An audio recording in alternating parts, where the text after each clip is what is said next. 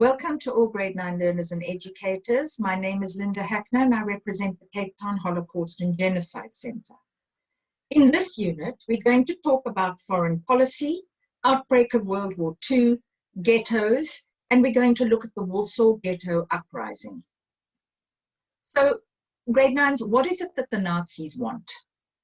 Firstly, they want incorporation. They want to incorporate or get back Austria, which was taken away from them as part of the Treaty of Versailles.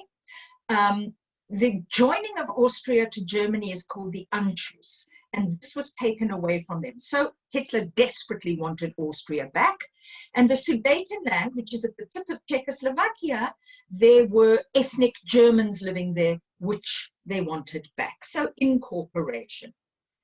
Then they wanted to dominate Western Europe. So the whole of Western Europe, the Nazis wanted to have control of. And then they wanted to colonize Eastern Europe, which means take over Eastern Europe. Why?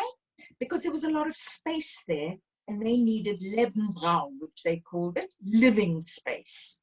The only thing is that living space, that Lebensraum, had to be Judenrein, which is free of Jews. So if you're going to incorporate parts of other countries, dominate a whole lot of countries, and then colonize land, what does that mean? That means you have to go to war. So the Nazis really were planning for war. Let's look at who is who in the war zone and what pacts and policies were going on. So firstly, the Allies. Who are the Allies? Ally means friend. You've got Britain, France, Poland, South Africa, Australia, New Zealand, and in 1941, with the bombing of Pearl Harbor, the USA. And you also have India. Now, the Axis countries, the countries that were together with Germany, were Japan, Italy, and Russia. Britain is trying a policy of appeasement. What does this mean? This means to try and compromise with Germany. Let's not have a war. We've just come out of World War I. The countries are all just coming together. Our young men are blossoming. Let's not cut them down again on the battlefields. And of course, Hitler wants a war. He wants a war. So the policy of appeasement fails. Russia and Germany make a pact, an agreement. And this is a non-aggression pact. In other words, they say, I won't fight you if you don't fight me.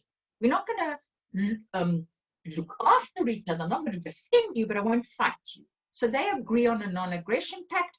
But when Germany invades Russian-occupied Poland in 1941, well, then, of course, that pact is broken by Germany, and Russia then joins the Allies, which is very lucky for everybody.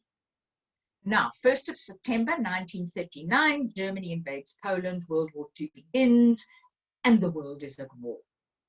What is the first thing that the Nazis do when they invade Poland? They start rounding up the Jewish people.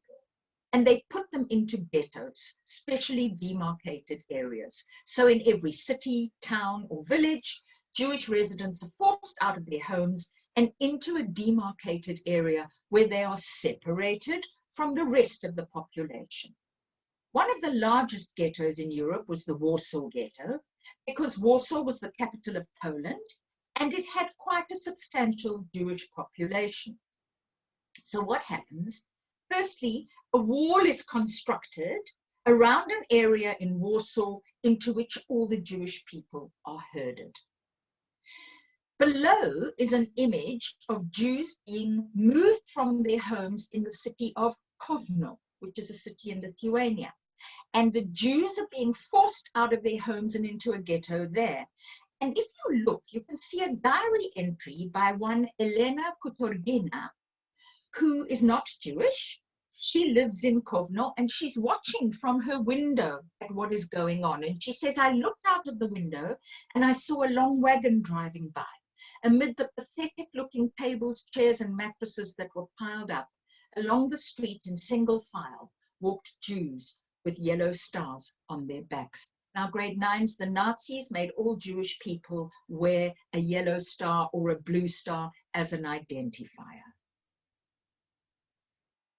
Let's look at the Warsaw Ghetto. In this picture, which is early in 1940, you can see that people are pretty well dressed, lots of people, and you see they've all got armbands on with a star printed on it. They all have to wear that, and things there, people are still okay. This is an image of a year later in the same ghetto, one of the largest, as I said, ghettos in Europe. This is an image of a young boy who has been caught smuggling food into the ghetto. Grade 9s, there was no food, there was no sanitation, there was no water. So people really got very, very sick quickly, and they starved quickly.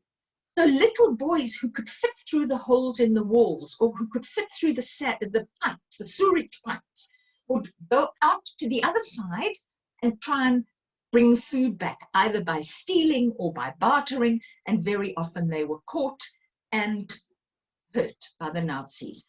In this other image, you see Jewish children attending school in secret in the ghetto, and that was something that people did. They were forbidden to learn, but they carried on learning even in the worst of circumstances. These are images of starving children on the streets as things in the ghetto got worse and worse. In 1943, there was an uprising. Why in 1943? Well, by 1943, the people in the ghetto knew what was happening to the people who were being shipped away and railed away, and we'll talk about that in the next unit. So what happens? A group of mainly young people using small guns that had been smuggled in and homemade weapons kept the mighty Nazi army at bay for 3.5 weeks. And I want to introduce you to this man. His name is Itzio Teitelbaum. Israel is his full name, but everyone called him Itzio.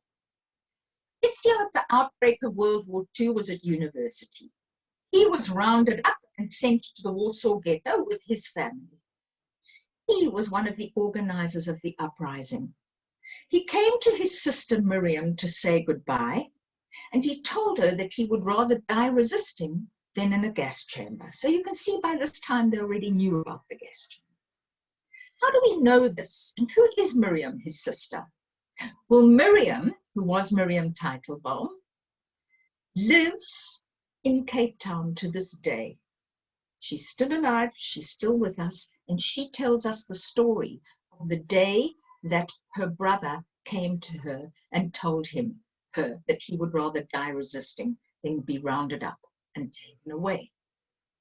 So what happens? How do they do it? Well, they do it with courage and with determination, and grade 9s, they actually have a choiceless choice. What is a choiceless choice? Many people during the Holocaust were faced with this. You choose something when you know the outcome, whatever you choose, is going to be desperate. So, armed self-defense units fought against the German army for 3.5 weeks. They were forced to surrender when finally the German army just set fire to the ghetto. They just burnt the people out. 13,000 people were killed, 56,000 were captured, and 7,000 were sent straight to death. The remainder were forced to labor camps, including Majdanek.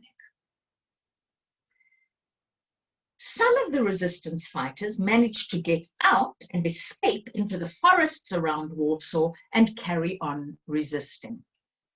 I want to show you an entry from a report by Major General Stroop, who was in charge of the German army trying to sort out this Warsaw Ghetto Uprising. He called it the Great Operation, and he says, the Great Operation terminated on May the 16th, 1943 at 8:15 with the blowing up of the Warsaw Synagogue. All the buildings and everything else have been destroyed. The Jewish quarter in Warsaw no longer exists. And this is from his concluding report at the end of the Warsaw Ghetto Operation. Let's look at who the mighty army was fighting against. Well, there they are, having set fire to the synagogue. Women and old men, women and children. This is who they were fighting against. And thank goodness, those young men like Itzio Title. What's happening on the war front?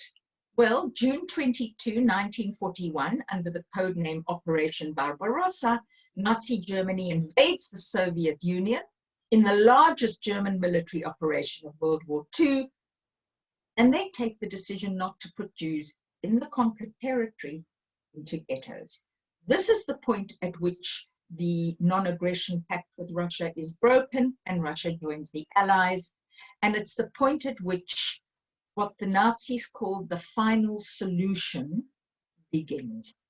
And that is something that we'll talk about in Unit 7. Thank you for watching. Bye-bye.